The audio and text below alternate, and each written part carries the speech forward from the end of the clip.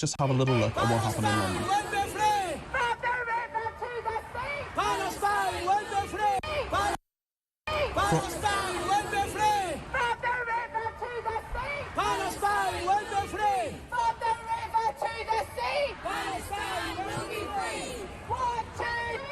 Okay, so that is footage from a march yesterday in London, people shouting from the river to the sea, Palestine will be free, which is an anti-Semitic phrase that is calling for the destruction of Israel. Those people should be arrested and they should be, that should be investigated and they should be charged with breaking the law.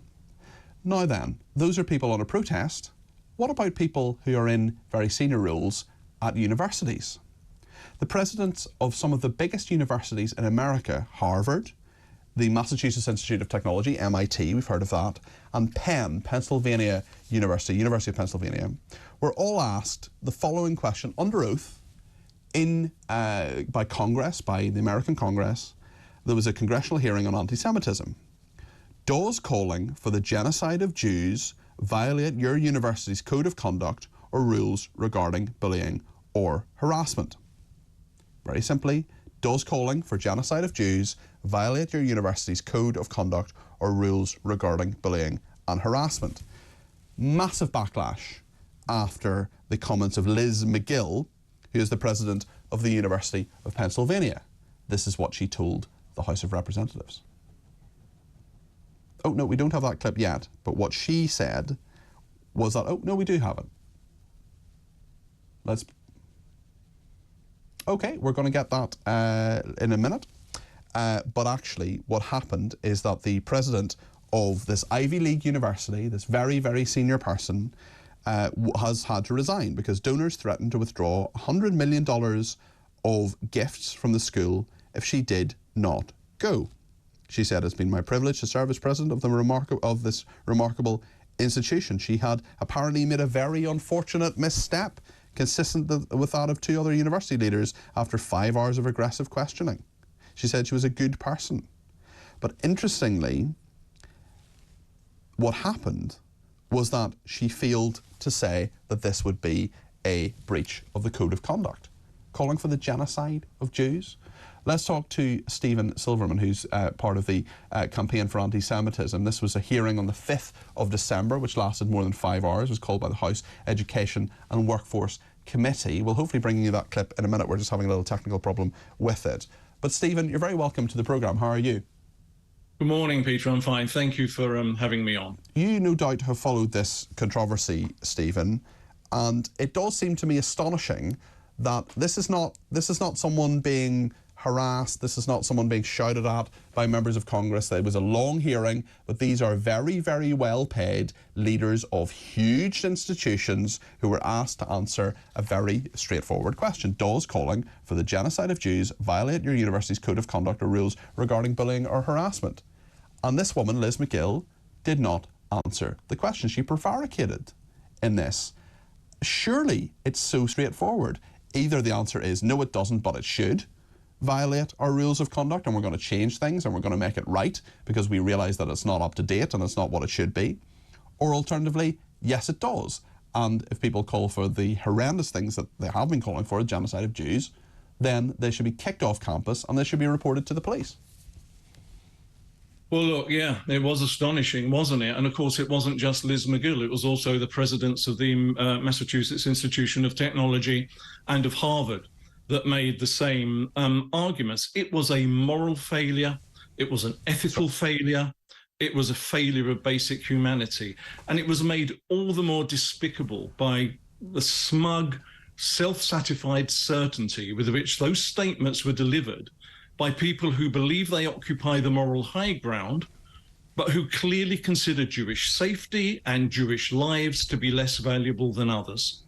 It is really weird. I'm just reading some of the reporting here. I mean, if it wasn't so flipping serious, Stephen, it would be comical. While all three university leaders condemned Hamas and anti-Semitism, good for them. Wow, amazing, great stuff. Well done, guys. While all three university leaders condemned Hamas and anti-Semitism, they refused to say whether calling for the genocide of Jews would violate their university's code of conduct. Within that context, within the context of these American universities, within the context of these 9 weeks of protests that are happening in London and other parts of the UK, we've seen some of that footage. We've heard what people are saying. Stephen, why are we in this situation? Well, I think to understand how we got here, there are a number of factors that we need to consider that have brought us to this point.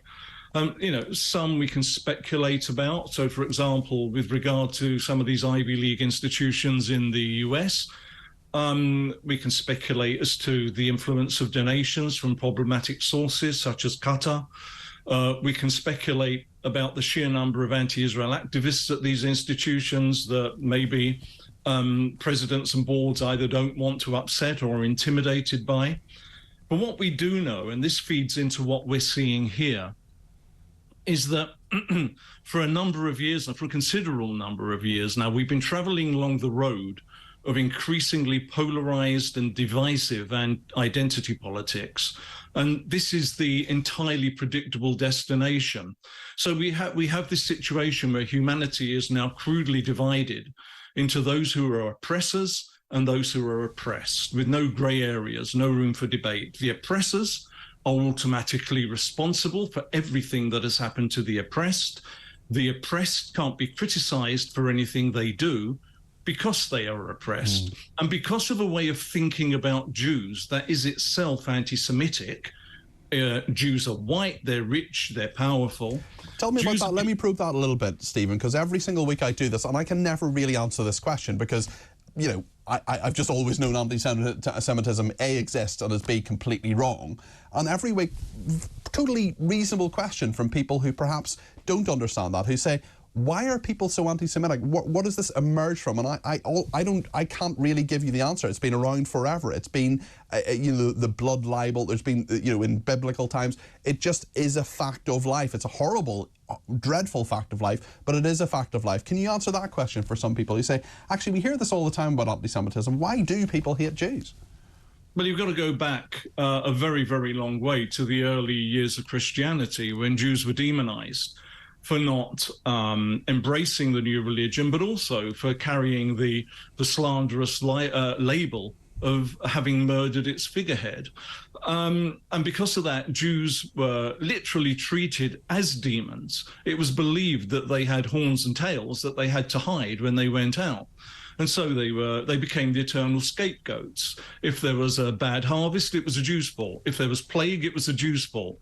If there was anything went wrong, if there was a natural disaster, it was a Jew's fault. And somehow, defying all logic and intelligence and rational thought, this has persisted. And so Jews now are emblematic of everything for many people, particularly on the radical left, who purport to be the good guys. They're the anti-racists. They weaponize anti-racism against Jews. They hold them responsible as oppressors for the evils that are done to other people. They see Israel as an outpost of the West in the Middle East. And so Israel has become totemic of everything that has been done to oppress peoples everywhere.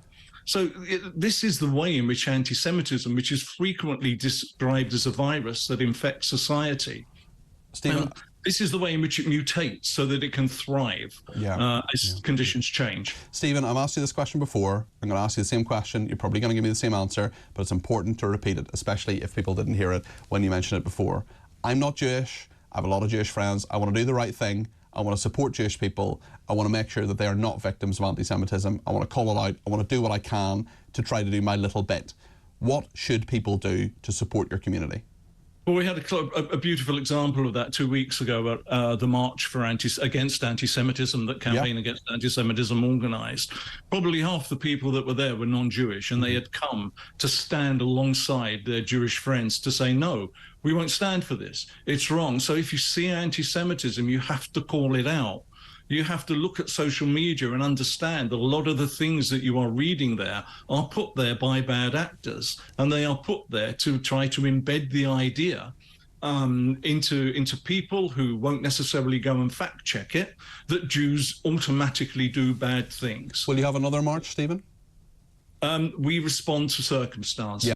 if another march is called for, we will absolutely have one. We also recognise that people don't like being beaten over the head week after week after week. Totally get that. By marches for the same thing. Yeah, absolutely. Well, listen, I couldn't make the first one. Renee Hinderkamp and other people from the station did go. I couldn't make the first. Vanessa Phelps was there as well. Unfortunately, I just couldn't make it. If there is another one, I hope the circumstances don't exist that there's another one, but if there is another one at any stage, I will try my very, very best to be there, and I will shake your hand when I meet you, Stephen. Stephen Silverman there for the Campaign for Anti-Semitism. Thank you very, very much indeed.